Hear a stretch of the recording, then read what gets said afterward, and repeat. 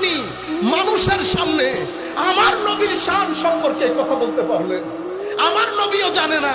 যদি নবী না জানে তো আসা আইয়া বাসাকা রব্বুকা মাকামাম মাহমুদা, এই আয়াত আমার নবীর উপর নাজিল হয় নাই? আমার নবীকে আল্লাহ বলছে অনতি বিলম্বে আমার পাশে মাকামে মাহমুদ সাজিয়ে রাসূল আমি আপনাকে বসাবো।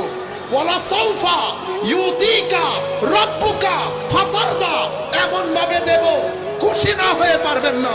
শেষ আমার আল্লাহ যখন কোরআন খতম করছে, শেষে বলছেন হাবিব ইন্না আতাইনাকাল কাউসার, যাকে আমার নবী আমার আল্লাহ সাহেবে কাউসার করেছেন, সেই রাসূলের শানে আপনি লাখ মানুষের মাজমার মধ্যে বলতেছেন আমার নবীও বলে জানেন না আমার নবীর কি হবে। ইন্না লিল্লাহি ওয়া ইন্না ইলাইহি রাজিউন। আপনারা বুঝতে পেরেছেন? কারো ভিতরে কারো ব্যাপারে আমাদের কোনো মনোবিদ্বেষ নাই। আল্লাহ ওনাকে ক্ষমা করুক, কিন্তু আমরা